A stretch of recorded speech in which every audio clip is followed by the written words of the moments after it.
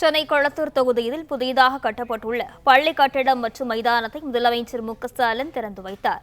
இதுகுறித்தான விவரங்களுடன் செய்தியாளர் ராஜகுமரன் இணைப்பில் இருக்கிறார். வணக்கம் ராஜகுமரன், விவரங்கள்.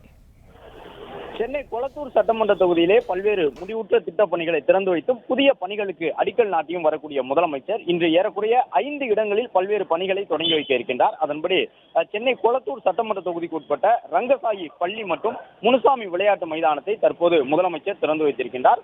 அதன்படி கொளத்தூரினுடைய 69வது கூட்டப் பகுதியிலே ரங்கசாயி தெருவில் புதிதாக இந்த மாநகராட்சிக்கான நடுநிலைப்பள்ளி கட்டடங்கள் கட்டப்பட்டிருக்கின்றன. மேலும் மேயர் முனுசாமி விளையாட்டு மைதானமும் புதிதாக மேம்படுத்தப்பட்டு அமைக்கப்பட்டிருக்கின்றது. அவை இரண்டையும் முதலமைச்சர் தற்போது திறந்து வைத்து தொடர்ந்து மேலும் 3 இடங்களில் புதிய பணிகளை தொடங்கி வைக்க உள்ளார்.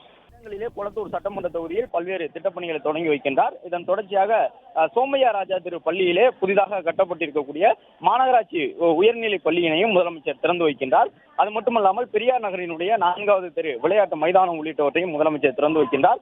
மேலும் தன்னுடைய கொளத்தூர் சட்டமன்ற உறுப்பினர் அலுவலகத்திலே முதலமைச்சர் மு.க.ஸ்டாலின் பல்வேறு நலத்திட்ட உதவிகளையும் வழங்க இருக்கின்றார். அதன்படி கொளத்தூர் சட்டமன்ற தொகுதிக்கு உட்பட்ட பல்வேறு பணிகளை தற்பொழுது முதல்வர் தொடங்கி வைத்திருக்கின்றார். முரசொலி மாறன் பூங்கா மேம்படுத்தக்கூடிய பணியையும் அடிக்கல் நாட்டி தற்பொழுது அந்த பணியை தொடங்கி வைத்திருக்கின்றார்.